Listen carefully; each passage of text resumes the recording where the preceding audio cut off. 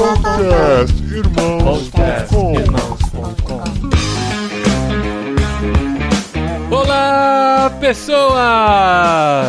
Podcastirmãos.com de número 418 entrando no ar. Eu sou o Paulinho e estou aqui finalmente de volta com o Cacau. Aê, saudades do Cacau! Mas o Cacau, por um problema de ego, demorou bastante pra voltar a gravar podcastirmãos.com.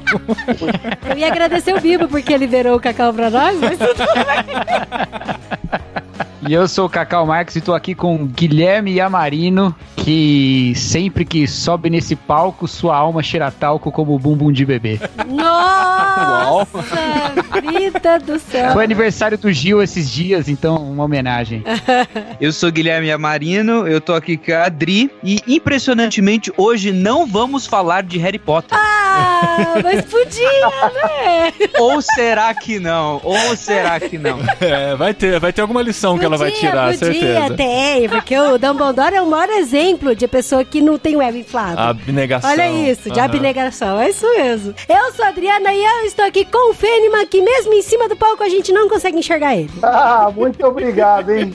E eu sou o Paulo Fênima, tô aqui com o nosso querido anfitrião Paulinho De Gaspari, que pra mim é tristeza, tirou o bigodão e deixou a barba crescer de novo. Não, aí que você não sabe. Eu tô cultivando o bigode disfarçado na barba. Você vai ver quando tirar a barba. Ai, fofo do céu. Ele quer bigode tipo do Daniel Day-Lewis, do Gangues para Nova York lá. Eu quero o bigode do Bofur, do Hobbit.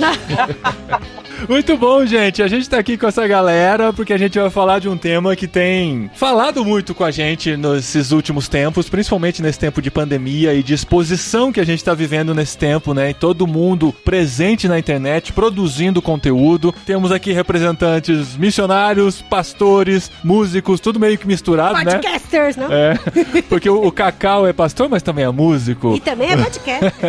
O Gui é quase pastor, é músico. O Paulo é missionário, pastor, não sei se é músico, não quero descobrir. Mas, enfim, a gente vai falar sobre isso, sobre o momento que a gente está vivendo de exposição e de tratamento do ego e de tudo que envolve esse assunto aqui no podcast desta semana.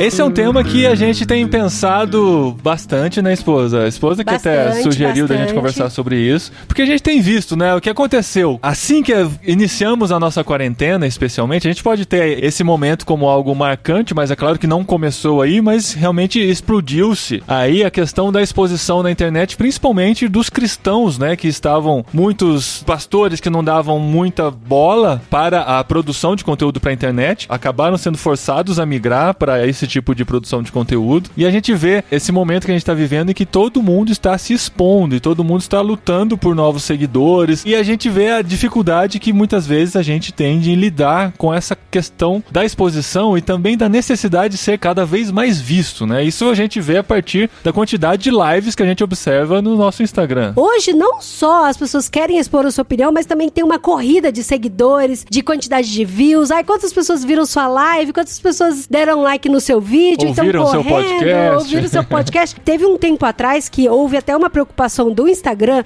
e eu não sei se realmente foi uma preocupação do Instagram. Não, peraí. Ou não. Você tá falando do quê? De não mostrar a quantidade de likes? De não mostrar mais a quantidade de likes, né? Nenhuma empresa faz uma coisa dessa pensando simplesmente na saúde emocional das pessoas que estão utilizando aquele serviço. É claro que tem objetivos por trás de tudo isso. Tanto que você consegue ver a quantidade de likes se você entrar pelo navegador. Se você não sabia disso, você descobriu agora. Então, mas assim, eu acho que quando o Instagram deu uma diminuída, né, tampou, né, essa informação, meio que acalmou um pouco os ânimos dessa corrida maluca, e agora parece que o negócio tá muito forte. E eu sempre lembro daquele episódio Nosedive, não sei se vocês assistiram, do Black Mirror, aonde a necessidade de exposição e de curtidas era tão grande que a pessoa não tinha mais uma vida dela. Era uma vida que ela queria que as pessoas curtissem. Então era tomar um chá que era horrível, horrível, mas que dava uma foto legal. Era você pedir um café e não gostar de café, mas porque café é chique, tomar, entendeu? E aí eu fiquei pensando nessas coisas e Deus tem trabalhado muito forte no meu coração, porque a gente, como da área da comunicação, a gente tá em evidência agora. Então, assim, tem muitas pessoas consumindo muito mais podcast, tem muitas pessoas precisando da área de comunicação. Nas organizações que eu trabalho, a comunicação é uma das que são mais requisitadas. E aí eu sempre tenho esse cuidado para trabalhar com os voluntários e principalmente trabalhar com a minha vida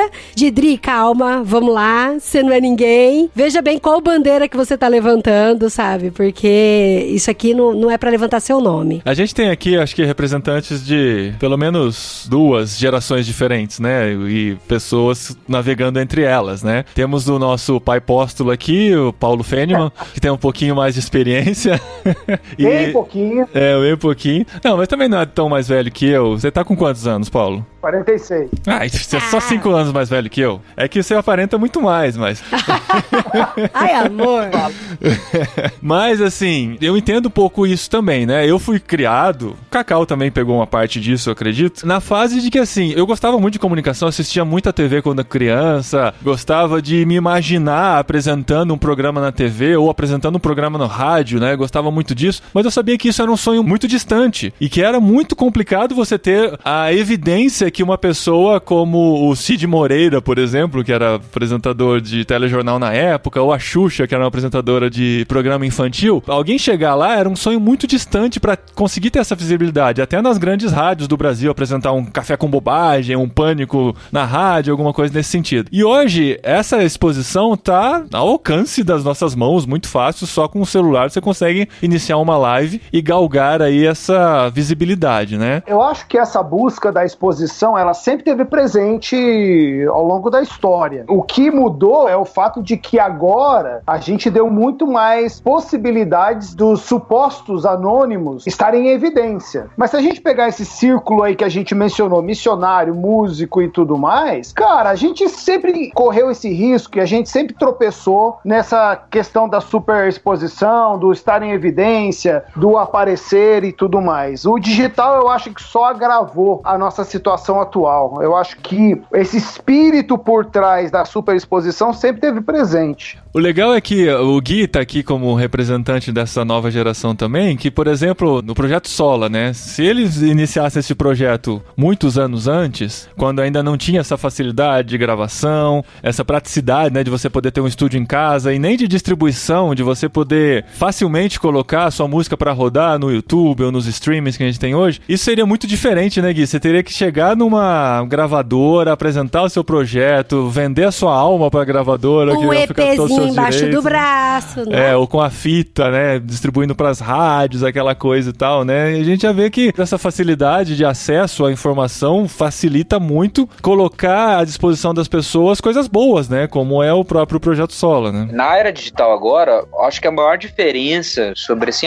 ficou mais fácil das pessoas produzirem e ficou mais fácil de colocar e tal. Eu acho que a maior diferença é justamente essa, entenda uma palavra, né? A democratização do conteúdo, né? Tanto o conteúdo hoje, podcast, vídeo com o YouTube e um pouquinho antes a música. Agora, horizontalizou-se um pouco mais. Então, você tem pessoas que têm uma base de fã, pessoas que gostam daquilo que ela produz, e essas pessoas passam para outras e passam para outras, então fica algo mais orgânico, né? É lógico que tem muitas discussões em cima disso, até que ponto que é verdadeiramente orgânico ou não, mas o fato é, ficou-se mais fácil de produzir, de colocar as coisas online, e esse fato democratizou um pouco mais. Então, muitas pessoas passaram a produzir mais conteúdo por conta dessa facilidade, tanto na produção quanto na divulgação. E como esse tipo de facilidade tem até conduzido a produção musical ultimamente, né? Falando de música, mas dá pra falar de todo tipo de conteúdo. Por exemplo, eu tava ouvindo o podcast, o Braincast, né, até sobre o TikTok, né, e tem outro da Folha Ilustrada também que eles falaram sobre isso, foi bem interessante, de como agora os artistas, né, a gente tá falando de artistas pop que querem ter suas músicas tocadas em todas as mídias e tal, como eles estão pensando em músicas que vão funcionar para viralizar no TikTok. Olha como o negócio é maluco, né? Como que, assim, o mercado gera tendência, a tendência alimenta o mercado e isso vai virando um negócio insano, né? Atrás de uma fórmula de sucesso para que o seu conteúdo chegue a mais pessoas possível. Numa busca frenética e maluca dessa viralização para que se torne conhecido o seu nome, o seu trabalho, né? De certa forma, isso sempre funcionou desse jeito, né? Pro lado da música, que é o meu lado que é tanto de produção e que eu tô mais envolvido, ela sempre foi, digamos assim, contaminada pelos trilhos do mercado, pelos trilhos que a população tá seguindo. Antes de existir música gravada mesmo, a forma de você reproduzir uma pessoa tocando no estúdio, a forma de distribuição musical era como? Com partituras. Então se vendia partituras, então você tinha que imprimir uma música que funcionasse em poucas páginas para outra pessoa tocar isso na casa dela. Por isso que as pessoas sabiam mais tocar partitura, as pessoas eram ensinadas desde pequeno a tocar um piano e tudo mais, e aí da partitura passou para as formas gravadas, e aí a gente tem toda a história da reprodução sonora, né? E é claro, de acordo com a mídia, vai ter alterações, assim, no tipo de gravação, no quanto essa gravação vai durar. Olha só o tempo das músicas. Se você observar, tipo, anos 50, 60, 70, à medida que você vai evoluindo, isso se transforma. Tem músicas mais longas, músicas mais curtas. Em uma década, as músicas de 2 minutos e meio são as que mais fazem sucesso. Em outra década, as músicas de 3 minutos e meio. Em outra década, as músicas de 5, 6 minutos. E aí vai de acordo com o estilo, de acordo com a época, de acordo com a cultura que está vigente. E os artistas, inevitavelmente, eles vão seguindo isso, porque é uma medida que a comunicação sonora vai contaminando, digamos assim, a produção artística de todo mundo. Então, para você ser ouvido, existem certos parâmetros, né? A própria arte de publicidade também se transforma de acordo com as tendências do mercado. Aí cabe a nós achar um discernimento e um equilíbrio diante disso, de se render a isso, ficar procurando a fama ou utilizar isso como ferramenta de propagação de uma verdade. Agora, não é só música, né? Porque se a gente fizer uma análise, a própria pregação, de certa forma, ela foi influenciada pela mídia, ela foi influenciada pelo mercado. Você tem gente que vai defender que o sermão tem que ter 10 minutos, porque senão as pessoas cansam, que tem que ter essa fórmula ou aquela fórmula. E nesse momento de cultos online, tem voltado essa discussão, né? Porque tinha essa discussão sobre o culto presencial, mas já deu pra perceber que a mesma mensagem que é pregada no culto presencial não funciona, ou não tem a mesma resposta, ou o mesmo engajamento no culto online. Então tem sido pensado, qual que é o limite máximo, né? Do tempo de uma mensagem pro culto online. É engraçado como isso vai sempre voltando à discussão para saber quanto tempo que a pessoa consegue ficar conectada naquilo, consegue prestar atenção, consegue se envolver com aquele conteúdo, né? É muito louco isso.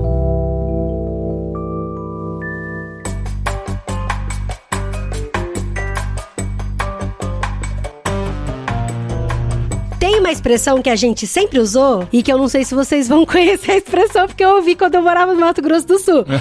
Mas quando sobe pra cabeça do artista, sabe? Sobe pra cabeça.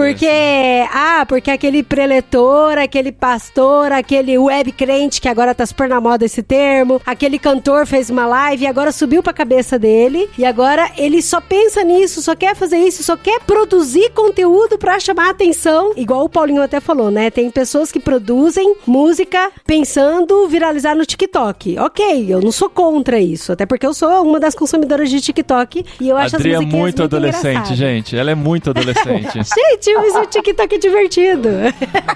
E aí eu fico pensando assim, por exemplo, eu estou super ativa no Twitter e eu vejo quantas pessoas que têm várias opiniões e buscam pautas justamente pensando na visibilidade que ela vai ter em cima daquela pauta. Isso é no Twitter, isso é no Instagram, redes sociais. As pessoas que postam pensando nisso sempre vão postar alguma coisa que vai dar mais engajamento. Aí, sei lá, eu vou postar alguma coisa sobre a série que eu tô assistindo. Sei lá, posto alguma coisa sobre Dark. Eu vejo que só 3 pessoas curtiram. Ah, tá. Então isso não é um conteúdo que engaja. Então eu vou postar uma coisa sobre política. Ah, isso daqui tem mais gente curtindo. Então política pode ser alguma coisa legal pra se falar nessa mídia.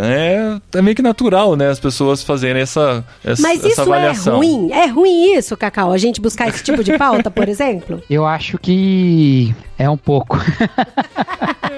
é o seguinte, eu acho que esse debate todo tem que passar não só pelos meios que eu tenho de me expor, mas pela falta de meios que eu tenho de me esconder. Olha isso, hein? A gente tá num momento de fim da privacidade, né? Uhum. E ainda que nós possamos dizer que, na verdade, a exposição é uma escolha e as pessoas podem se privar de se expor, mas grande parte dos nossos vínculos sociais migraram para a internet, né? Ao ponto de que, às vezes, a gente fala mais com gente que tá distante do que gente que tá perto. Inclusive, eu falei que você pode escolher não se expor, mas na verdade você não pode, porque em diversas relações que pode se estabelecer com você, seja até de igreja, por exemplo, ou sejam relações de trabalho e tal, já vai exigir que você tenha um WhatsApp, por exemplo. E isso já faz com que haja outros tipos de relacionamento que são relacionamentos virtuais. E aí já começam compartilhamentos de outras naturezas que não são as coisas do tete a tete ali. Então é muito difícil hoje a gente ter privacidade mesmo, né? E a gente encontrou um mundo no qual tá todo mundo o tempo todo se exibindo para todas as câmeras, sabe? E a Bíblia ensina a gente que o olhar que você tenta agradar é o que te comanda, né? Então, quando Jesus Cristo manda a gente entrar no nosso quarto, fechar a porta e falar com o Pai que vem em secreto, é justamente porque existem preocupações do Pai em relação ao secreto do nosso coração. Mas o hipócrita que vai na esquina, esse já teve a sua recompensa, porque a recompensa que ele queria era o reconhecimento. O reconhecimento ele já teve, né? E isso faz com que, cada vez mais, quanto mais olhares que não veem o nosso interior estão sobre nós, mais o nosso exterior, o nosso aparente, vai tomando um pedaço maior da nossa vida. A gente vai tendo menos preocupações com as coisas mais profundas do nosso coração. Eu falo isso aqui, mas eu sou vítima disso total, assim, né? Não tô dando lição de moral pra ninguém, não tenho nenhuma capacidade disso. Mas isso vai fazendo com que a nossa vida, ela fique toda concentrada no que é imagem, sabe? Ela fica toda concentrada no que é imagem, no que é visível pro outro. E tudo que a gente pode fazer tem a ver com isso. Por que a gente se estressa tanto com opinião na internet? Porque a gente é só opinião na internet, a gente não é mais nada, entendeu? E o outro é só opinião também. E na verdade tudo que a gente quer é ver no outro a gente mesmo, sabe? Porque a gente quer que a nossa imagem seja o máximo replicada em tudo que é espelho por nós, né? Se a gente não não procura o olhar daquele que vem secreto, que é o que vê o secreto também, a nossa vida, ela vai ficar indo assim, ao sabor do vento, sabe? Isso é uma coisa que a gente tem que lutar, né? Tem que... Porque o natural é que essa nossa vontade cresça, né? Essa nossa vontade de exposição, exatamente. né? Ainda mais na facilidade de hoje, sabe? Então, quando a gente vê assim, nossa, eu postei um negócio sobre aquele assunto e só 3 pessoas curtiram. Essa é a minha vida no Twitter, por exemplo, né? Mas o Cacau postou sobre o mesmo assunto... É verdade. E ele teve 300 curtidas. Por quê? Por que Cacau, quando posta, tem... Por isso que Cacau tá nesse programa, gente, é pra ensinar, olha aí. Mas assim, eu acho que a vida pastoral já passava por isso antes, sabe? Porque você se acostumava com os olhares, com o tapinha nas costas, com o bela mensagem, sabe? Então, a gente é alertado sobre isso desde muito tempo e sempre se falou sobre isso, o quão é importante que o pastor entenda que ele não é a imagem dele, quanto ele precisa de uma devoção particular, porque é muito fácil ter uma imagem de santo e confundir com um ser santo de fato, sabe? Ter uma imagem de devoto e ser devoto de fato, que é justamente a raiz da hipocrisia. Acontece que agora todo mundo tem uma plateia, então todo mundo corre esse risco, né, de estar o tempo todo confundindo a espiritualidade. Quando a Adri fala do termo web crentes aí, né, surge, na verdade, como um termo só para busca mesmo no Twitter, né, não tem nenhuma ideologia por trás, mas quando as nossas relações todas são mediadas por essa recompensa da internet, nós somos levados pela opinião pública. E aí, de fato, o web crente se sobrepõe ao crente. Porque antes, a sua fé, a sua doutrina, a sua confissão, né, Guilherme? A sua confissão, a sua liturgia, essas coisas todas eram muito marcadas pela maneira como a sua igreja pregava, como a sua igreja vivia, como a disciplina acontecia na igreja. Mas agora, você quebra o pau com a sua igreja porque você tem 500 pessoas na internet que dão like quando você fala uma coisa que a sua igreja não crê, entendeu? E quando você falar o que a sua igreja crê, as pessoas vão botar emoji de vômito lá na sua...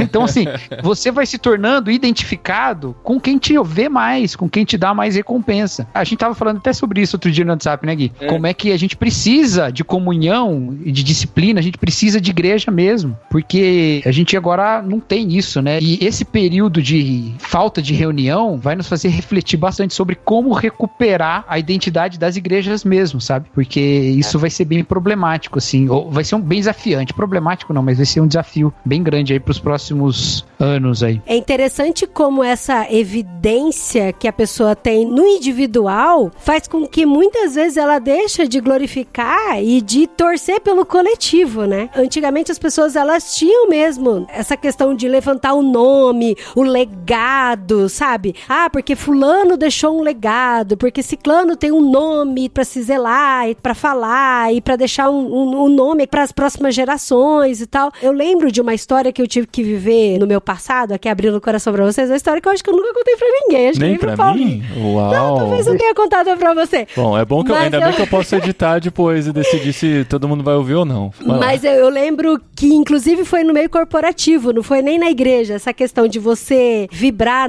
com o coletivo e não com o individual. E muitas vezes a gente acaba, como o individual tá muito em evidência, a gente acaba esquecendo de vibrar com o coletivo. Mas eu trabalhava numa empresa em São Paulo e eu tinha pouco tempo de emprego lá, né? E a minha chefe direta, ela esperou eu amadurecer um pouco pra ela poder tirar as férias dela. Fazia 2 anos que ela não tirava férias. E aí eu peguei e desenvolvi um trabalho sensacional quando ela tava de férias. Assim, muito. Eu tive uma ideia de qualificação de empresas, eu trabalhava na área da qualidade e tal. E aí eu apresentei o projeto pro chefe, ele gostou muito demais e tal. Ele falou, nossa, Dri, inclusive a gente vai ter uma semana nacional das indústrias nessa área e eu fui convidado pra falar de um tema, mas eu quero trocar o meu tema pra colocar o seu tema e pra você apresentar. Eu tinha uns 24 anos de idade, fazia 4 meses que eu tava na empresa e era uma conferência num hotel super chique em São Paulo, não tinha nem roupa pra ir, de uma coisa que eu tinha trabalhado junto com a equipe de qualidade lá. E aí eu peguei e falei, não, mas como eu sou assistente, eu não sou gerente nem nada, eu vou mandar uma mensagem pra minha chefe. Por mais que ela esteja de férias, eu vou mandar uma mensagem pra ela. Aí eu lembro que eu peguei e mandei um e-mail pra ela e ela tava viajando no Nordeste. Ela respondeu pra mim falando, adiantei meu voo, vou chegar daqui a 2 dias. Pode deixar que a palestra eu apresento.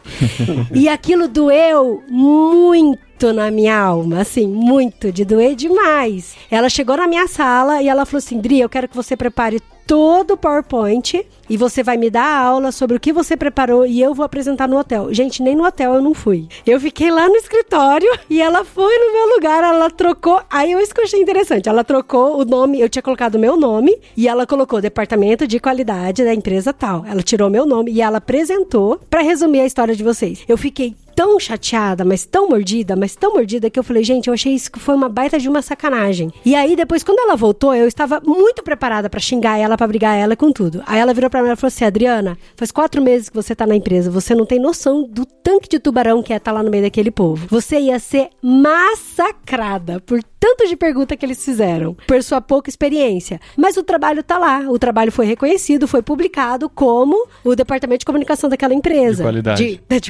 Eu até esqueci como mudei de área. Foi o departamento de qualidade daquela empresa. E, gente, eu não tive nem coragem de comprar a revista. Sério. Porque eu queria o quê? Eu queria que tivesse saído meu nome. Eu que tinha feito toda a pesquisa. E aí eu falei, cara, mas essa dificuldade de você vibrar com o coletivo, a gente quer muito reconhecimento. A gente gosta. Quem que não gosta de ter seu nome reconhecido, seu nome aparecer numa revista ou ser citado por alguém num púlpito, né? Nossa, cara, é uma coisa que enche muito o coração, né? De qualquer um, assim. Tipo, nossa, quando eu tô na igreja, alguém fala, nossa, como o Paulinho me disse, eu falo, caramba, como eu sou fantástico, né? Pra ser citado no púlpito e tal, né? Como eu sou bom mesmo. Então, isso é muito tendência nossa, né? Mas é realmente algo que a gente tem que, por sermos cristãos, principalmente, a gente começar a entender isso, né? Que a primeira glória tem que ser dada a Deus mesmo. E se a gente pode, através da nossa vida, a partir do que a gente faz, estar apontando pra Deus, é o ideal. Mas além disso, pensar nessa coletividade mesmo, né? A gente não tá aqui simplesmente pra ser a pessoa com mais visibilidade ou com mais reconhecimento, né? Da igreja ou da empresa, onde quer que a gente esteja, mas a gente tá trabalhando pelo coletivo. Acho que nisso Deus vê muito mais coisas legais acontecendo do que quem tá no individual, né? Vê de Judas Iscariotes, por exemplo, que só pensou nele e prejudicou todo o coletivo, né? Tem várias histórias nossas e assim, eu acredito que Cacau e o Paulo também que tá aí passam por isso de outras maneiras e tal, mas o lance da música música, muitas vezes leva a gente a lugares que a gente nunca iria normalmente, né? A gente vai viajar, pegar um avião, ir para um estado que é longe, as pessoas vêm, te admiram, e de vez em quando alguém faz essa pergunta: nossa, eu queria ser relevante como vocês são. A pessoa, ela compôs uma música ou fez alguma coisa, ela vem perguntando para nós o caminho, achando que, tipo, nós chegamos lá, nesse aspecto, tipo, vocês são relevantes, vocês são famosos e tudo mais e tal. E acho que aí tá o pulo do gato, da tentação. Por quê? Porque essa tentação foi a que Cristo passou.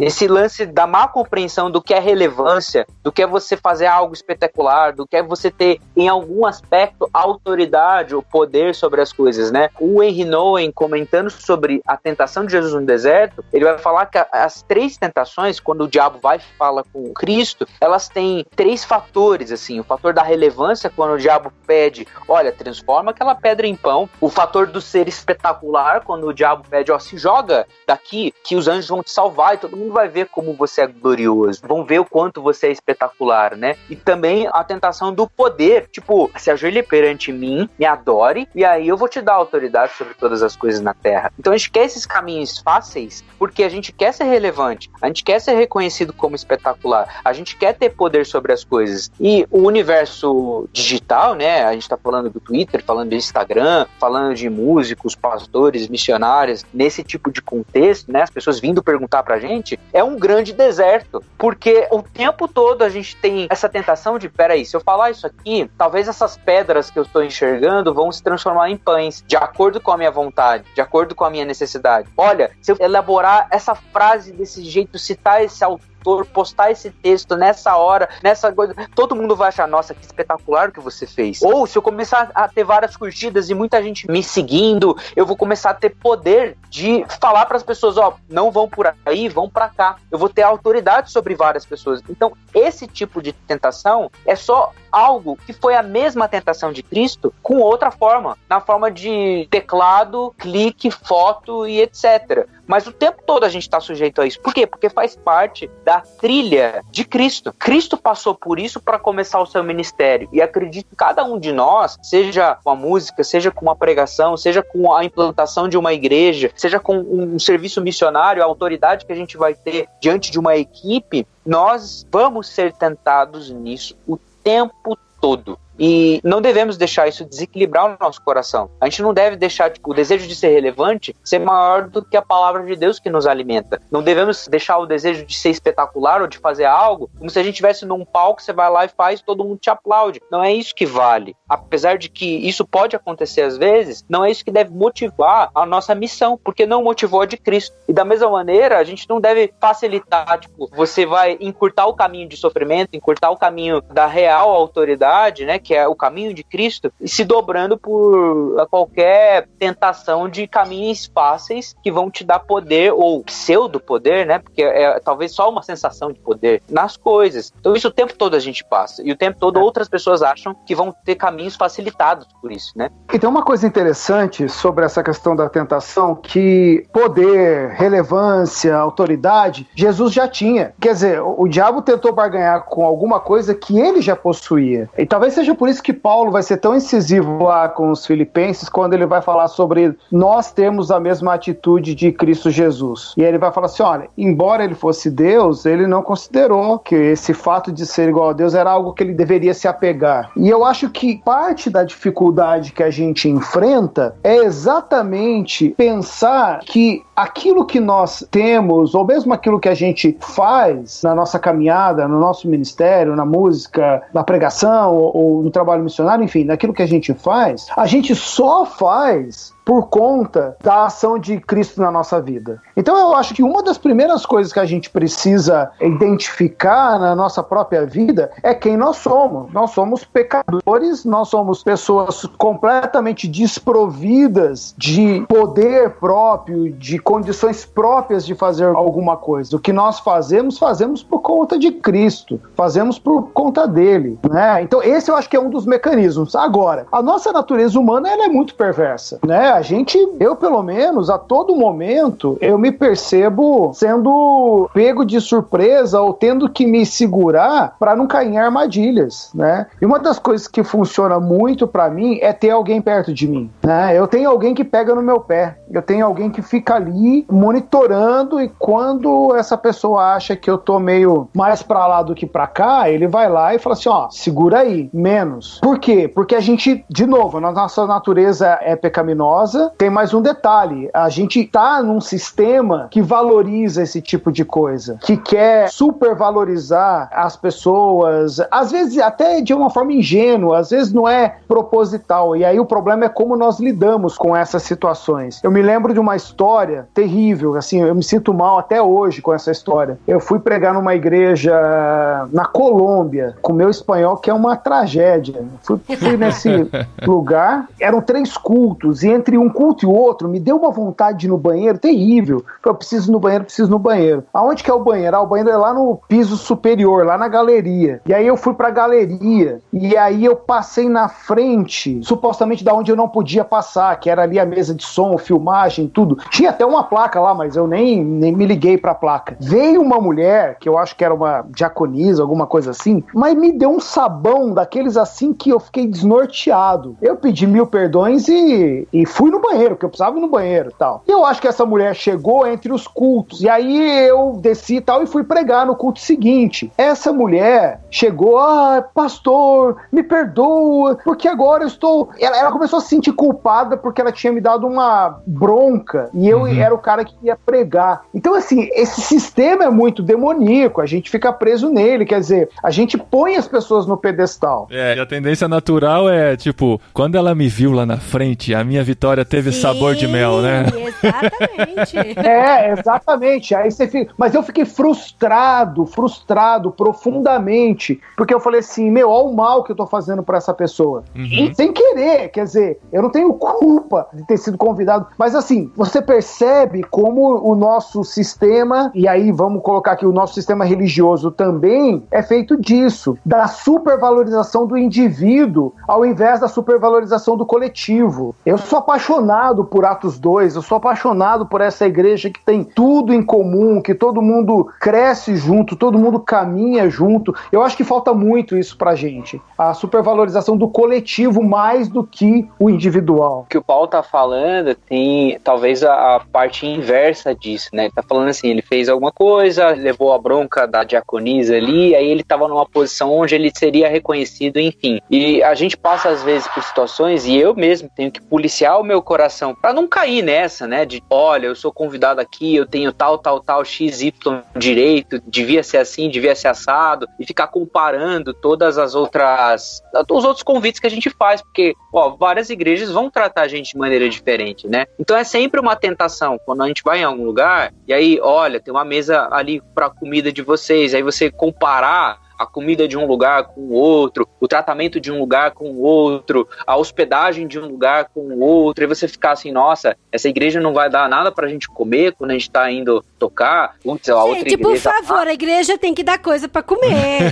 Fica aqui meu apelo, minha reclamação. Se você não pode falar, seu Guilherme, eu falo. Tem que dar comidinha pra todo mundo. Tudo bem, mas esse fator também tem um fator negativaço, assim, do sentido assim, tudo bem, tem uma certa hospitalidade, é bom, e sempre quando a gente vai em algum lugar, eles são extremamente hospitaleiros, eu falo a mesma coisa pra todo lugar que a gente vai. Eu falo assim, a gente agradece, ora com eles, eu falo assim, hospitalidade é dom de Cristo. Vocês demonstraram hospitalidade, continuem demonstrando hospitalidade com os outros, mesmo que não sejam convidados, que vocês chamem, que vocês talvez gostem tanto e tal, mas sejam hospitaleiros porque isso é dom de Cristo. Mas às vezes a gente está sujeito a ir em lugares que talvez as pessoas não tenham essa compreensão. Só que eu não posso chegar com os 2 pés no peito, sabe? Ficar rancoroso. Olha só o que esses caras fizeram. Pô, eles nem separaram aqui um quarto com ar-condicionado, Coca-Cola e toalhas brancas, sabe? Isso é uma tentação real por parte, assim, eu tô falando assim, nós sofremos isso, assim, de comparar um lugar com o outro, de comparar o tratamento de uma igreja com outra. Isso é uma tentação real, porque as pessoas, elas colocam os convidados em um pedestal, sim. Isso não é ruim em primeira instância, mas pode ser uma tentação para o nosso próprio coração, no sentido de você deixar isso subir a cabeça, como você estava falando antes.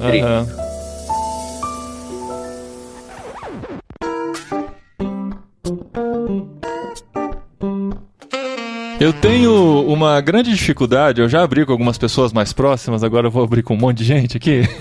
Eu sei, amor. Você sabe, esposa? Então tá não bom. sei. Manda, Paulinho, vamos lá. Vamos. Se expõe. No divã dos pastores aqui. De mais 50 mil pessoas que vão ouvir esse áudio. Ó o ego dele. Não, mas não é só com relação ao ego, mas é com relação a saber lidar com a autopromoção, digamos assim, da gente que produz conteúdo pra internet, por exemplo, né, que é o nosso caso. O Gui tem as dele, o Cacau e o Paulo tem as deles também. Mas é de saber até quando eu posso divulgar aquilo que eu produzo sem que isso afete o meu ego, o meu eu, como uma forma de compartilhar algo que eu acho muito bom. Por exemplo, esse episódio aqui, né, que tá ficando muito legal, mas o de racismo, por exemplo, eu gostaria que o mundo inteiro ouvisse aquele episódio. Mas até quando eu fazendo essa divulgação, eu estou me autopromovendo, porque o programa ficou sensacional e eu sou responsável por ele, e até quando eu quero realmente que as pessoas sejam abençoadas por aquele conteúdo e Deus seja glorificado através de tudo que foi falado lá, entendeu? É um termômetro, assim, é um limiar que eu ainda não sei muito lidar com isso e eu não consigo fazer isso muito bem, sabe? Eu não sei se vocês passam por isso também. Então, algumas pessoas até falam pra gente assim, nossa, vocês divulgam pouco o programa de vocês tinham que falar mais e divulgar mais, mas a gente tem essa dificuldade com essa exposição mesmo, né, amor? É de saber como lidar com isso, né? Sabe o que eu acho? Que todo mundo tem essa dificuldade, Paulinho. Não é você. Eu acho que todo mundo tem. E quem diz que não tem, tá mentindo. Eu acho que talvez eu tenha conhecido uma única pessoa que não tinha esse tipo de problema, cara. O nome dele era Dr. Russell Shedd. Eu nunca conheci um cara tão humilde, tão... Era impressionante a vida daquele homem. Sim. Mas fora ele, na boa, eu acho que 99,9% de todos nós temos problema com isso. A gente não sabe como lidar com isso. Uma compreensão talvez madura sobre isso, vendo um pouquinho pessoas que também foram tentadas nisso, né? Tanto o próprio C.S. Lewis, John Calvino e outras pessoas que a gente vai conhecendo, tipo pastores próximos, também tem que lidar com isso, porque todo mundo tem um dom e todo mundo tem uma habilidade que vai se desenvolvendo, um estudo, uma dedicação, e isso merece reconhecimento em alguma hora. Pô, vocês estão fazendo diversos podcasts, são podcasts bons, isso merece reconhecimento, e você produziu algo que você sabe que é bom, você sabe que vai servir a tua comunidade, você precisa divulgar e falar, olha, eu acho que isso vai servir a comunidade. O João Calvino, quando acabou as institutas, ele escreveu cartas falando assim, ó, eu acredito que Deus me fez capaz de organizar isso, essas doutrinas aqui, e isso vai servir à igreja, e ele, acreditando nesse serviço que o próprio Deus tinha o chamado a fazer, divulgava isso, obviamente, não sem uma tentação, não sem esse desejo de, vou aparecer mais, e é lógico que é um dilema. O próprio C.S. Lewis, no Reflexões Cristãs, né, ele fala sobre cultura, e ele vai falar pontos para os artistas, né, ele fala muito sobre isso. Artista, você é um servo da sua comunidade. O que você faz é em serviço à sua comunidade, não é para o seu próprio destaque. Não é para você aparecer, para você se destacar ou para que você seja erguido como um arauto na praça central da sua comunidade. É para você servir. Então, se a gente está servindo, você está produzindo um sermão, produzindo um podcast, produzindo música, produzindo alguma coisa, a gente precisa ter essa concepção de que eu estou fazendo servindo. E toda divulgação que eu fizer, que seja ressaltando isso para o serviço da comunidade, para o serviço de todos, para o aproveitamento desse conceito de coletividade, né, que vocês estão falando bastante. Eu acho que é um caminho maduro sobre isso. É lógico que o dilema ele vai sempre estar lá, mas a abordagem é um pouquinho diferente do de, olha só, eu tenho isso que eu fiz, que é incrível, que vocês possam ver isso aqui. Não, olha só como isso vai servir a todos, sabe? É uma sutileza que acho que ajuda a gente a um caminho mais maduro e equilibrado. E é muito um contramão da tendência do marketing do mundo, né? Quando a gente vê aqueles vídeos que a pessoa tenta prender você em 3 segundos, sabe? Quando você tá vendo um vídeo no YouTube, tem aquele pre-roll, né? Que tenta prender você em 3 segundos, ou quando tem uma propaganda e quando você tá rolando o Instagram, é sempre assim, eu vou ajudar você a ter a melhor forma de comunicação do mundo, ou eu sei tudo sobre podcast. Hoje tem muito sobre podcast, né? Todo mundo tá ensinando, pelo menos na minha timeline, todo mundo tá ensinando a fazer podcast. E vai muito contra, né, essa tendência de que você reconheceu o seu papel como um servo, servindo a comunidade, não o cara que tem a resposta pra tudo, ou que tem o melhor conteúdo, ou que tem aquilo que todo mundo deve ouvir, porque sem aquilo não vão ser pessoas tão boas como poderiam ser, né? E tem outro fator, as pessoas vão reconhecer. eu acho que mais importante do que você, isso aqui pode te ajudar tal, as pessoas vão se identificar com aquilo que você está fazendo. As pessoas vão se identificar com aquilo que você está produzindo. Agora eu vou fazer a tietagem aqui, por exemplo. Eu ouço a música do Sola sobre o Salmo 23, cara, aquilo ali me enche, entendeu? Eu me identifico com aquilo. E aí eu tô dizendo o seguinte, cara, isso aqui é relevante, não é só pra mim, mas pros outros. Então eu acho que tem muito disso. A gente falou sobre deixar legado. O legado não é você que cria, fala assim, vou fazer isso aqui porque isso aqui vai se tornar um legado. O legado é que a sua história ou aquilo que você criou, produziu ao longo da sua caminhada, ajudou pessoas de uma forma com que aquilo ficou marcado no coração delas, na vida delas, e isso vai sendo reproduzido, mas aí eu acho, organicamente, não de uma forma obrigatória, né? E tem o fato de muitos legados que foram reconhecidos depois que a pessoa morreu, ela nem ficou sabendo da relevância da sua obra, né? E mesmo assim atingiu gente em toda a história, né? A gente também gosta de ser reconhecido por alguns momentos, em algumas situações, pra gente ter a certeza de que aquilo que a gente tá fazendo tá no caminho certo. Uma oração que eu e o Paulinho a gente sempre faz, a gente já citou isso em vários podcasts, inclusive falando do Marcelo Galberto, da Janelinha do Céu, de falar, Deus, a gente não quer gastar nosso tempo, nossa energia fazendo algo que não é que o Senhor preparou pra nossa vida. Então mostra pra gente de vez em quando que aquilo que a gente tá fazendo, o Senhor preparou isso pra gente fazer nem a mais e nem a menos, sabe? Nem a menos pra reclamar, nem a mais pra ficar se achando. E aí é interessante quando a gente, por exemplo, se inspira em outras histórias e a gente conta pras pessoas o que você faz com esse elogio ou como isso chega no seu coração, como você vai tratar isso é que vai fazer muita diferença, né? Igual quando teve aquele ciclone, eu não lembro se foi tsunami, ciclone, lá em Moçambique, eu não lembro o que foi que aconteceu. Eu lembro que o Paulo mandou uma mensagem assim, revoltado, falando, gente, a gente tem que fazer alguma coisa, o povo perdeu casa, o povo perdeu comida, o povo perdeu tudo, tem que fazer um projeto emergencial de crise e tal. Eu falei, gente, lá vê o Paulo acelerado, querer acelerar todo mundo, né? Deixar a gente todo mundo doido.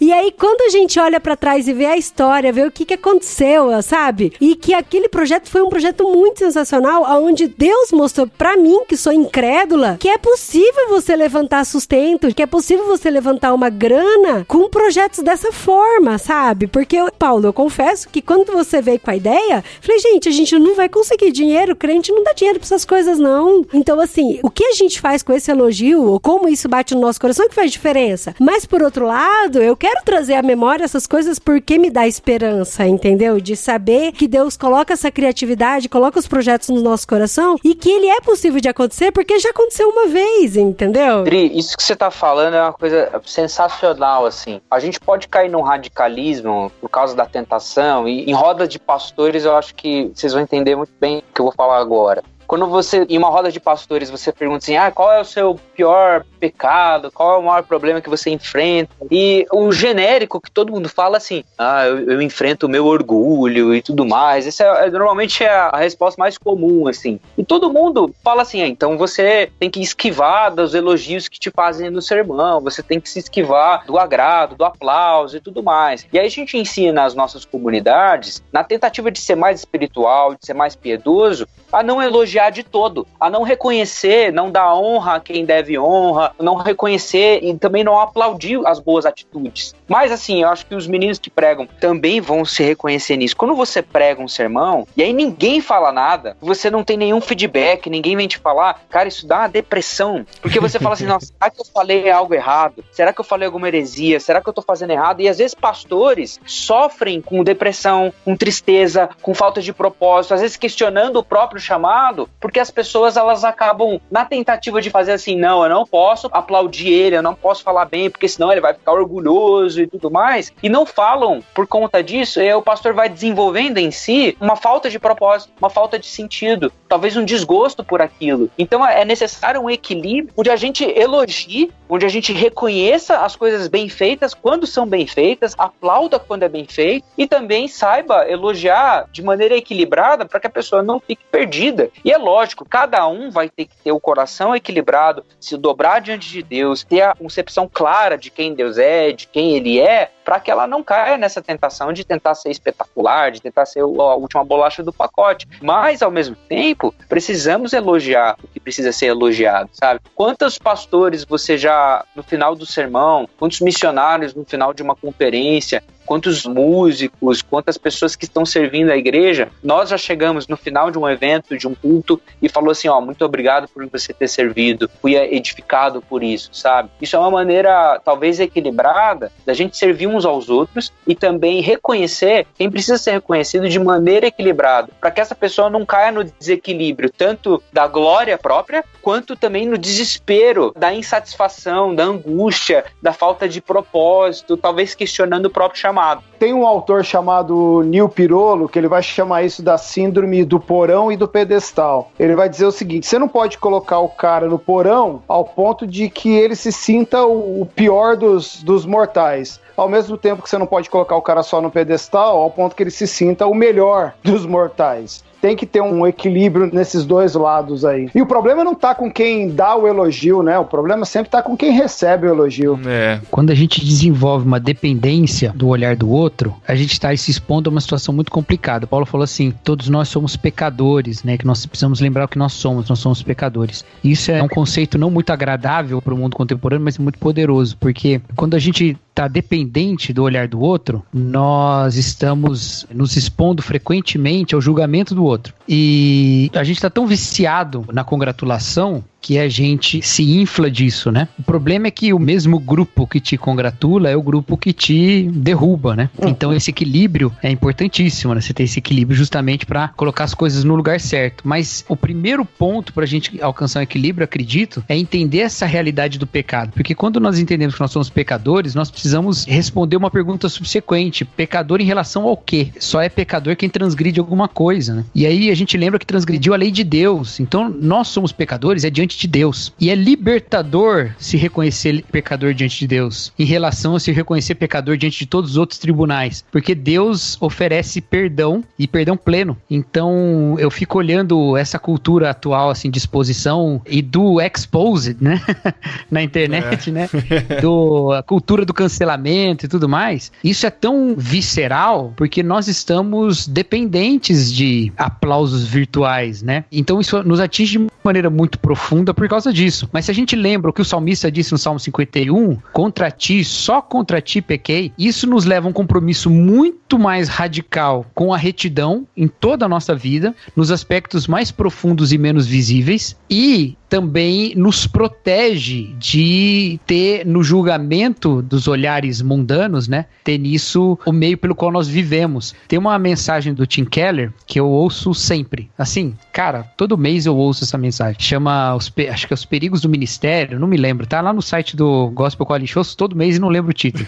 Mas é Os Perigos do Ministério, alguma coisa assim. E ele vai falar que um dos perigos do ministério é o pastor confundir o ministério com a sua vida. Porque quando ele confunde, ele não pode receber crítica, porque qualquer crítica à condução do ministério dele é uma crítica a ele mesmo, é um ataque a ele, não é uma crítica ao ministério. Não existe crítica por amor se você é o que está sendo criticado, né? Não tem como você tomar aquilo como algo construtivo se aquilo está destruindo o que você construiu de identidade. Então, é necessário ter esse afastamento do que é o ministério e do que é a vida, para você poder receber as críticas e construir em cima delas, ao invés de tomá-las de maneira defensiva demais. E eu acho que isso está um pouco na raiz das crises pastorais mais profundas, porque a gente prega o evangelho, mas muitas vezes a gente não entende que o evangelho também nos alcançou. Diante das pessoas a gente prega o evangelho dizendo que Deus as condena, mas as perdoa em Cristo. Mas diante de nós a gente coloca um outro tipo de tribunal, que é o tribunal da congregação. E aí a gente vive de acordo com o que a congregação pensa, do que a gente prega, do que a gente faz. E aí, quando a nossa vida, que obviamente é imperfeita, carnal, nojenta, quando ela fica exposta de maneira irremediável, nós não temos quem pode nos perdoar, porque não existe cruz da congregação, só existe a cruz de Cristo. Então a gente pode chegar num limite tão profundo que a nossa vida acabou, quando na verdade o que acabou foi o ministério muitas vezes. E o ministério acaba mesmo, é triste falar isso, mas acaba. Mas a vida continua, a gente precisa entender isso também. Continua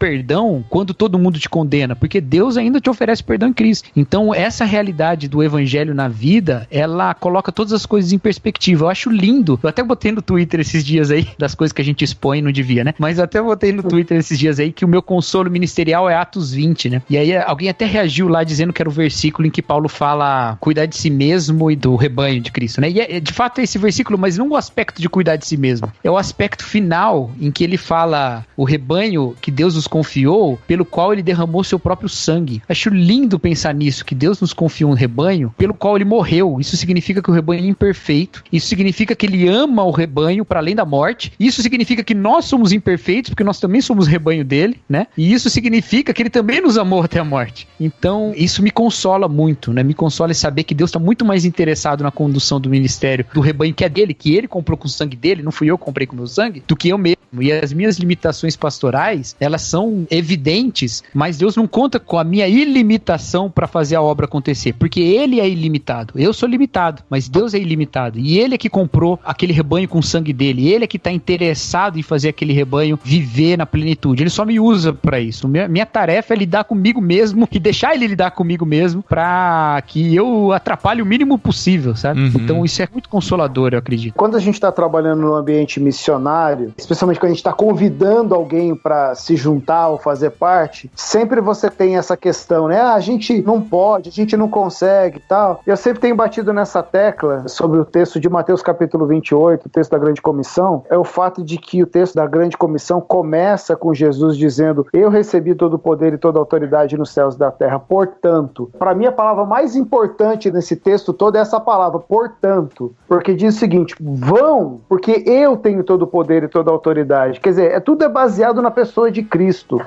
A gente faz o que faz, a gente caminha na missão de Deus por causa de Cristo, começa com ele, por conta da autoridade dele, do poder dele. Tem um livro, acho que o que o Cacau e que o Paulo estavam falando é muito poderoso, gente, porque acaba que a gente precisa ter uma visão equilibrada de nós mesmos para que as pessoas não sejam maiores do que são, entendeu? Mesmo quando a gente é elevado pelos elogios, a gente claramente você fala assim, nossa, você está contabilizando os elogios das pessoas, as pessoas são muito grandes, né? Elas são maiores que Deus para você, as opiniões delas são muito importantes do que a opinião de Deus sobre você. Ao mesmo tempo que quando essas angústias acabam, tipo a crítica, a palavra dura, às vezes as pessoas reclamando, também quer dizer que as pessoas são muito grandes, são muito importantes. Tem um livro que foi traduzido do John Ortberg, mas o título ele é muito ruim. Tipo o título do James Smith, né?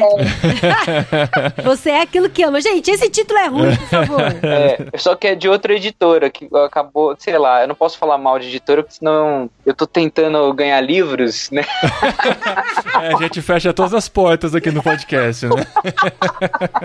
O título do livro é Eu Sendo Quem Eu Quero Ser. Torne-se a melhor versão de você mesmo. Nossa, parece muito brega quando eu acabo de falar, mas é um livro muito bom mesmo, porque o John Ortberg ele vai falar uma das coisas logo no começo do livro, que tipo, a comparação, ela mata o crescimento espiritual. E aí eu quero trazer isso para essa discussão, porque tipo, quando o Paulinho falou do tweet, né? Olha, por que quando eu tweeto sobre Dark tenho 2 curtidas, 3 curtidas e o Cacau que fez a mesma tweet, muito parecido, por que ele tem que ter mais? Por que quando a gente lança uma música do Projeto Solo a gente não consegue ter as mesmas milhões de visualizações que, sei lá, Aline Barros, que esse pessoal que é super pop por aí, por que eu não sou igual a eles? Por que nós não temos a mesma exposição que eles? Por que eu não sou tão reconhecido quanto eles? Mas o que eu fiz eu acho que é tão bom, que talvez até seja superior e tal. Então, às vezes isso demonstra que eu não tenho uma visão equilibrada de mim mesmo. Essa tentativa de assim, não, se eu fiz, se eu me esforcei, se eu coloquei, se eu produzi,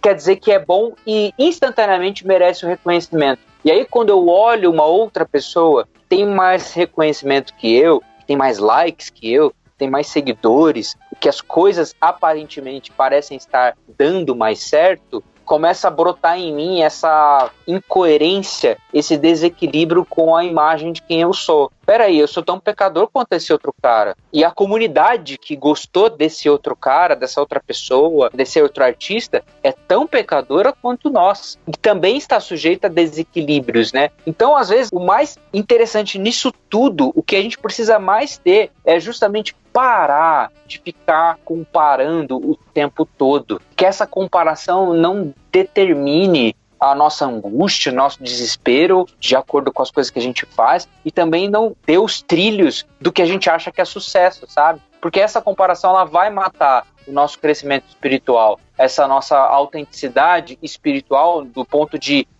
eu sou pecador, é isso mesmo que Cristo fez. Olha só o que Cristo pediu para eu fazer, para que eu cuide da igreja dele, pela qual ele sofreu, pela qual ele deu seu sangue, sabe? Como o Cacau falou. Isso tem que bater no nosso coração para dar uma visão equilibrada acerca de nós mesmos. Igual você falou, né, Gui? A gente tem que vibrar com aquilo, com o coletivo também, né? A gente vive brincando aqui, pegando no pé do Bibo, né? Do Bibo Talk e tal. E aí a gente pega no pé mesmo. Eu mando mensagem pra ele. Só que aí quando eu vejo, assim, por exemplo, igual você falou, nessa perspectiva, que ele é tão pecador quanto nós, mas que ele tá servindo de uma forma muito legal à comunidade, cara, o que eu mais faço é divulgar e torcer e ficar muito feliz porque ele trouxe esse conteúdo pra tona, sabe? E a gente vibrar com a pessoa, sabe? Vibrar com os tweets do Cacau, vibrar com os tweets da galera que a gente segue. Gente, só tô falando gente que é amigo aqui porque a gente tem liberdade.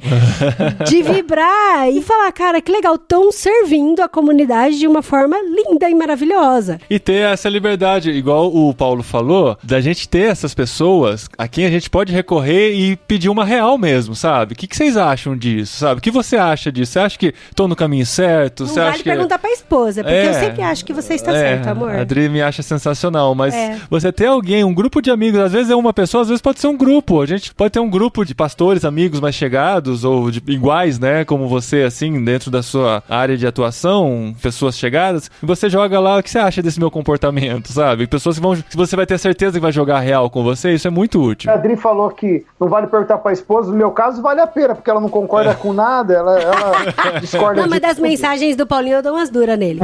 Não, a Adri me ajuda a me afiar muito. E até é difícil ouvir crítica, ninguém gosta, vai. Das mensagens. Vai falar assim, nossa, eu prefiro ouvir críticas do que elogios, porque assim eu estou crescendo. Não, ninguém gosta de ouvir crítica. O Paulinho tinha uma mania. Gente, o Paulinho tinha uma mania horrível quando ele tava falando, sabe? Quando ele tava no púlpito falando. E eu falava, gente, eu preciso falar pra esse homem, porque se isso me incomoda, deve incomodar um monte de gente. E aí eu tive que falar com muito jeitinho. Qual que era? Ele. Que você falava com a boca fechada, amor. Ah, não articulava. Ele falava com os dentes fechados assim. Oi, gente, tudo bem? Estamos aqui. Não, essa era a impressão que ela tinha, mas eu confesso que eu aprendi a articular melhor. E eu falei pra ele, as pessoas precisam ver sua língua, senão vai achar que você tá falando com a boca fechada, sabe? Agora eu falo com a língua pra fora. Mas é porque você já tá treinando espanhol, né, Paulinho? É verdade. É verdade.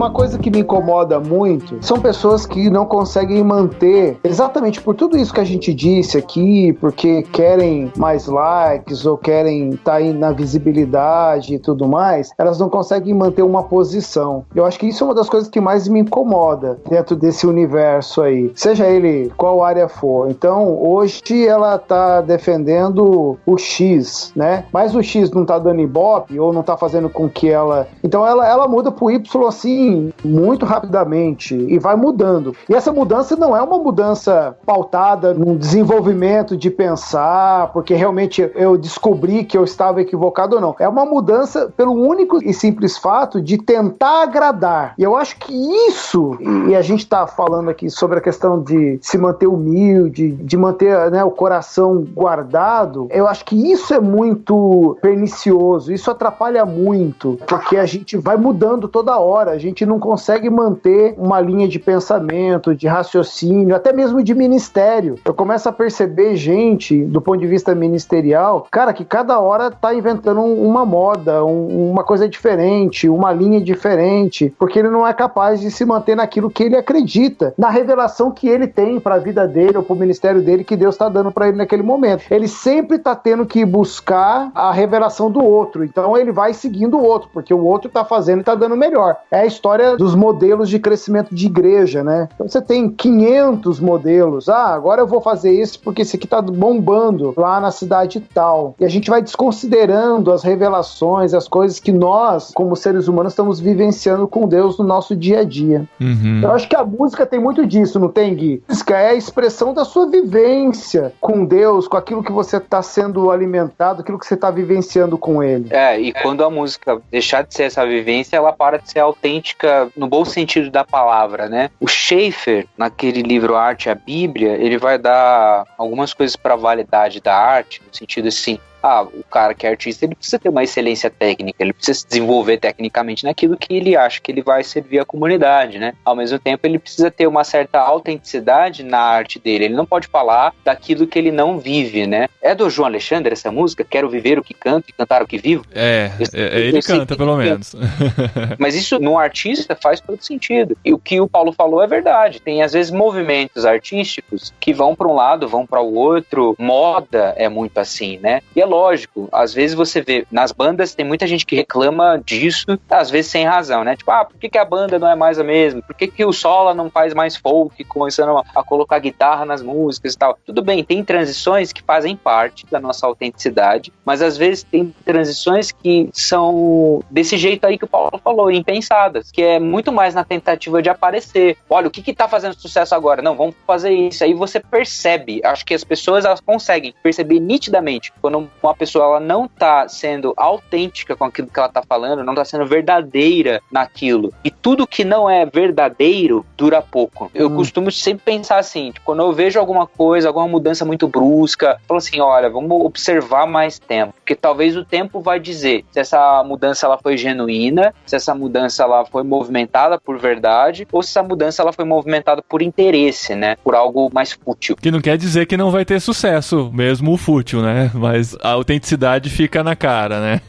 Sim. Mais alguma coisa, gente? Ou já podemos caminhar para finalmente? Não, tem uma história. Porque, assim, a gente tá falando de coisas bem, assim, digamos, de bastante exposição, né? Twitter, de música, no caso do Sola, né? Falando de missão, de exposição de um pastor e tudo mais, mas eu acredito que todos nós, em diversos níveis, passamos por isso ao longo da vida, em situações bem diferentes dessas que estamos, mas que nos formaram muito mais. Por exemplo, quando eu era adolescente e na igreja presbiteriana tudo é sigla, então eu participava da UPA, que é a União Presbiteriana de Adolescentes, uma sociedade interna da igreja presbiteriana. Os adolescentes se reúnem e tal, e tem um sistema democrático, tem eleição todo ano, né? E aí você é eleito para presidente. Fui presidente há alguns anos, né? E um desses anos começou a ter muito problema nas programações. A gente fazia as programações e ninguém ia, e as pessoas que iam não prestavam atenção. E foi a mesma época que eu comecei a falar nas programações, no sentido de dar um estudo bíblico, de compartilhar alguma coisa. E eu lembro de eu chegar em casa várias vezes arrasado com alguma coisa, ou com a falta de participação das pessoas. Teve um ano que a própria diretoria não ia nas programações, eu ficava nervoso, eu ficava todo assim, tipo, revoltado com isso mesmo, falando, como pode? Eu tô liderando aqui. E eu reclamava muito pro meu pai. Na época, meu pai já era presbítero na igreja e ele sempre serviu nessa área. Alguns anos ele foi até conselheiro dos adolescentes, depois dos jovens e tal. E nessa época ele não era nem conselheiro nem nada, mas ele sempre ouvia as minhas críticas e teve um dia que eu tava muito angustiado, porque a gente tinha tido um evento na casa de uma pessoa e eu tinha trazido estudo, uma outra pessoa tinha tocado, tinha lá um visitante e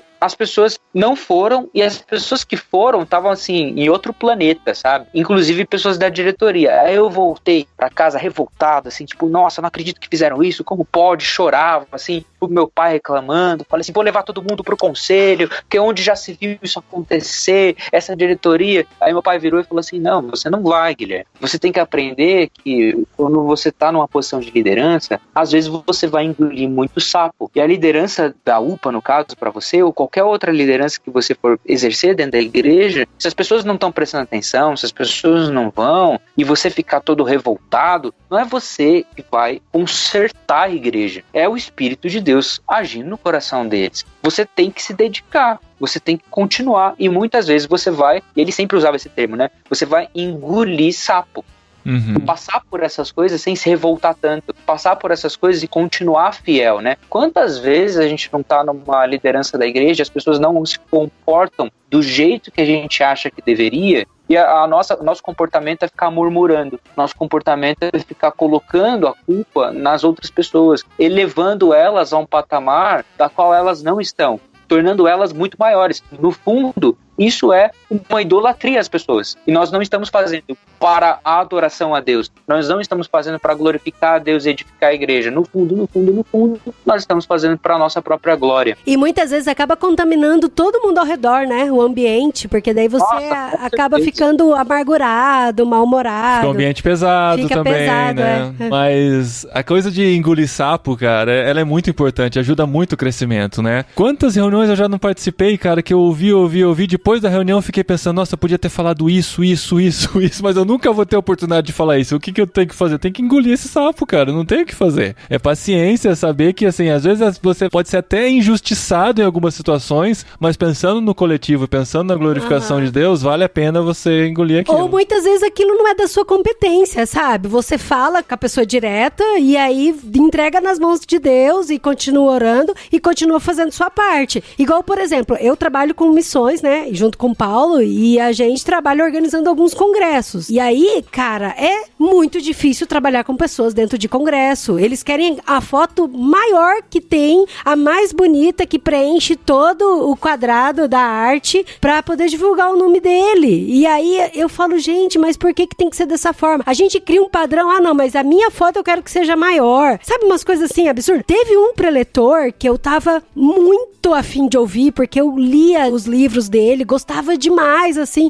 Cara, eu não acredito que ele vai estar nesse congresso, eu quero participar. E eu fazia parte da comissão executiva do evento. E, cara, o preletor, ele pediu pra gente fechar o andar pra ele, no hotel. Ele pediu Perrier no quarto. Perrier é uma água, cara, importada. E tal, importada, no quarto dele. Ele pediu pra que a comida fosse servida no quarto, porque ele não queria ter contato com as pessoas lá fora, porque ele falou que ele estava super concentrado e tal. E do jeito que ele entrou, ele falou, eu vou entrar pelos fundos, vou subir no palco e vou descer. Era um preletor muito conhecido. Era muito conhecido. E esse preletor, ele não é brasileiro, ele é gringo. Sim. E ele pediu pra que a pessoa de contato desse não fosse uma pessoa que falasse inglês, mas uma pessoa que fosse ou americano ou inglês. Fosse nativo do inglês. Fosse nativo. E ele só iria falar com essa pessoa. E, cara, eu não consegui ver a palestra dele. Não dá, quando você fica sabendo desses bastidores, como que você vai ouvir o cara falando coisas magníficas, sabe? Eu não ouvi. Não tem condição. Eu não tive condições de ver, sabe? E já que a gente tá terminando com historinha, então eu vou contar uma, Adri, que vai exatamente na contramão dessa sua aí. Logo no começo do meu trabalho com organização e tal, eu fui chamado para uma conferência numa igreja. E eu levei um susto, né? Porque a conferência só tinha bam. Tudo bem, eu fui convidado só pra dar um seminário, aquele do sábado à tarde que ninguém vai, sabe? Sim, sei. Eu sei exatamente essa sensação, Paulo. Eu fui convidado para aquele seminário à tarde que ninguém vai logo depois do almoço. Um dos nomes da conferência era o Dr. Shep. E eu falei dele aqui, né? E essa história, cara, ela enche o meu coração. Porque daí eu cheguei, né? Tava começando, a gente tem um monte de medo e tal, ter certeza que seu PowerPoint vai funcionar e tal. Aí eu cheguei, tô ali arrumando as coisas. Aí quando eu entrei na igreja, eu vi lá uma pessoa, já tinha uma pessoa já no auditório esperando, lá na frente. Não, e Paulo, só um parênteses aí, cara. O maior medo quando a gente é convidado pra dar um seminário que vai concorrer com muitos outros, cara, eu sempre sonho que não vai aparecer nenhuma pessoa no seminário. Isso é verdade. Quando chega a primeira, você fala, tomara que ele fique.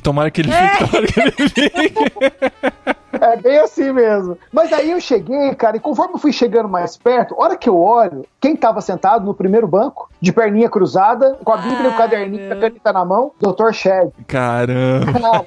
Aí eu olhei pra ele e assim, todo sem jeito, né? Eu já conhecia, a gente já tinha conversado algumas vezes. Falei, tudo bom, doutor? Tudo bem? Aí eu falei, o que o senhor tá fazendo aqui? Daí ele falou assim, vim te ouvir, meu filho. Eu falei, é, doutor? Tá bom. Aí ele rebateu dizendo o seguinte, porque todos nós sempre temos alguma coisa para aprender. Aí eu falei, se ele tá falando que tem alguma coisa para aprender, meu amigo, eu então tô no jardim da infância. Mas você consegue perceber, ele não falava isso porque ele era assim, quem conheceu ele, conviveu, caminhou, a Adri, né, em conferências que a gente sempre esbarrava com ele, ele era assim, cara. Sensacional, cara. Exemplo. A gente tem a grande alegria de ter um podcast com ele aqui, cara, no Irmãos.com, um negócio que, assim, um dos maiores achievements que a gente já teve no podcast, né, poder gravar com o Dr. Shed e com a dona Patrícia, então, demais. Você viu que o Paulinho, assim, tem que lidar com esse ego dele, que agora ele tá usando palavra em inglês agora, o achievement. O achievement. Se eu quisesse ter um alvo na minha vida, eu teria esse, assim, ter esse coração que o Dr. Shed tinha, porque era impressionante. Muito bom, gente. Legal demais conversar com vocês, mas fica essa lição aí, né, da gente tentar entender esse limiar, não é saber da importância realmente, não diria que é essencial que você produza conteúdo, mas se Deus está falando com você e você pode abençoar a comunidade, como a gente viu aqui, eu acho que essa é uma importante régua, né, de se medir, pode né? Pode servir, né? Você pode servir a comunidade a partir do que Deus está falando na sua vida e você acredita que isso vai edificar o corpo de Cristo, produza conteúdo, mas tenha isso em mente, essa noção de que você está servindo primeiro a Deus, glorificando a Deus e abençoando as outras pessoas através daquilo que Deus proporciona que você faz. Sim, você tem que cuidar do seu coração, senão você vai pro lado negro da força, não tem jeito. Recadinhos! No programa anterior. Muito obrigado. Recadinhos, esposinha! Recadinhos na humildade! Na humildade, só na humildade. Chegando de mansinho aqui pra vocês, falando baixinho. Pra não assustar as crianças. Muito bom, esposa. O episódio ficou legal, né? Na humildade, ficou legal? Nossa, gostei muito. Algumas coisas a gente fala assim, com muito ímpeto, né? Muita força de vontade e tal. E eu até gostaria de falar pra vocês o seguinte, que assim, a questão lá de eventos, tem sim aqueles preletores que querem chamar mais atenção pro seu porte físico, pra beleza do seu nariz e pede uma foto grande. Mas é muito pouco, gente. A quantidade de preletor, assim, é muito, muito pouquinho mesmo. É importante a gente fazer esse disclaimer aqui, porque às vezes você vai pensar, nossa, qualquer evento vai ver as fotos das pessoas, vão falar, pessoas que pediram pra colocar a foto aí. Muito pelo contrário, a maioria das pessoas que estão nesses eventos são muito humildes, são servos, estão lá pra servir de fato, não fazem exigências e tal. E até quando faz uma ou outra, a gente entende, dependendo da situação, né? Às vezes alguém que tem uma alergia especial. Sim, alguém fala, não quero dormir no motel. É uma exigência real, gente. Exato. Mas assim, a maioria, gente, a grande maioria esmagadora são servos e tal. Então não fique pensando, passando pela sua cabeça, será que foi fulano? Será que foi fulano, cicrano e tal? É muito importante você saber que não é porque eles estão em eventos que são pessoas cheias de si mesmo, porque o próprio Russell Shedd, citado aqui como exemplo de humildade, estava nesses eventos com muita humildade, participando com a gente. Que fofo, sentando na primeira carteira. Sim. Inclusive tem uma história do Shed que eu sempre lembro, não comentei isso no episódio, talvez eu já tenha comentado em algum outro episódio, mas... já deve, amor, que você já contou essa história várias vezes. Mas não sei se foi no podcast, a gente não sabe mais a diferença do podcast pra vida. Às vezes a gente diz, já falamos tantas vezes sobre isso, mas nenhuma delas foi no podcast. Então, vou citar aqui de novo. Tem uma história de que o Shed estava no acampamento, né, e assim, como todo acampamento tem fila, e quem vai pro acampamento tá acostumado com a questão de fila e tal, e o Shed saiu da pregação dele, viu a fila e foi lá pro final da fila. E veio alguém da organização e falou, não, irmão, o senhor não precisa pegar essa fila não, vamos lá na frente, aí eu sirvo o senhor. Ele falou... Sim, vamos furar fila, né, irmão? E sempre que essa situação acontece comigo, eu sou preletor no evento, alguém fala isso comigo, eu lembro disso, eu penso, será que eu sou mais Shed ou mais Paulinho nesse momento? Daí depende do nível da fome. Depende da fome, ou exatamente. Ele fica na fila, mas pega um pedacinho de tomate. Exatamente. Mas a resposta do Chad foi, não, se os meninos estão esperando na fila, eu também vou esperar. Olha que só. Bonitinho, Chad. E assim, é duro porque às vezes assim, a gente tá no Vocari, o Vocari é aquela correria maluca, a gente trabalha o dia todo, não para pra nada. E a gente, como equipe que está envolvido na próxima programação, tem que preparar tudo, a gente tem essa fila preferencial pra poder almoçar. Mas são os camisetas pretas, né, mano? As camisetas pretas. Mas eu sempre lembro do Chad. Será que eu não podia ficar na fila e tal? Mas, né, enfim, a gente vive isso daí, todos os eventos, e o Chad realmente deixou esse exemplo pra gente. E como você viu, a gente tem muita dificuldade de divulgar nosso conteúdo, e nada melhor do que quem gosta do nosso conteúdo. A gente tem dificuldade mesmo, gente, é verdade. E então, por isso, você que curte o podcastirmãos.com, que gosta do conteúdo, igual a gente falou, né, amor, do podcast de racismo, que ficou muito sensacional, você divulgue pra gente nos grupos de WhatsApp. É muito melhor você credenciar do que nós mesmos sairmos dizendo que o programa tá muito bom. Então a gente conta com você na divulgação. A gente cresceu até hoje, chegou nesse pequeno patamar em que estamos por conta disso, do boca a boca, da divulgação dos amigos, de pessoas que ouvem, convencem outras pessoas a ouvirem. Então se você foi abençoado e entende que nós estamos servindo a comunidade, você nos ajuda na divulgação também. E como você pode fazer isso? Você pode compartilhar o link do episódio nas suas redes do WhatsApp,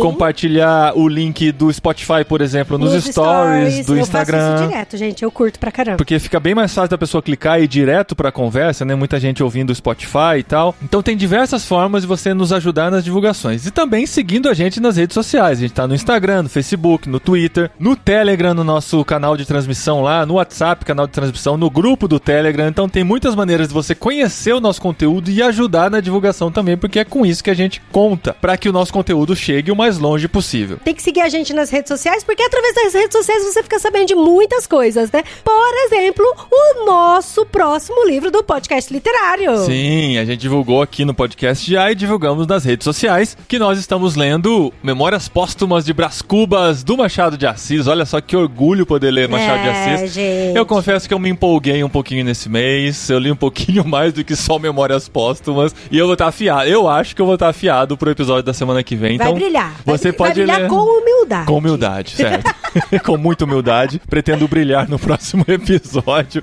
A gente vai falar de Machado de Assis. Não sou especialista, ninguém é especialista. Talvez a nossa convidada especial seja especialista. Mas como a gente sempre faz nos episódios literários, a gente fala sobre a nossa paixão da leitura e a nossa experiência de ler aquela obra. E a gente vai falar de Memórias Póstumas e um pouquinho mais de Machado de Assis, tá? Se você perdeu, na semana passada nós tivemos Jetlag. Como você sabe, aqui é Jetlag, programa regular. Literário, programa regular. Então semana passada teve Jetlag e nós fomos pra Noruega. Olha um episódio isso, muito gente. especial também com a Vitória, que está lá na Noruega. Então você pode acompanhar com a gente. Como você já percebeu, né, os episódios literários Jetlag são mais curtos, costumam ficar abaixo de 1 hora, e os episódios regulares a gente tá passando um pouquinho de 1 hora pra você ter bastante conteúdo mesmo e a gente poder se aprofundar bastante nos conteúdos. E a gente ainda não decidiu o próximo livro, mas fica atento aí nas redes sociais pra você ler junto com a gente, né? Sim, seguindo a gente você tem essas informações e muito mais, e você conhece muito mais do podcast do Ministério de Irmãos.com. Até semana que vem, valeu!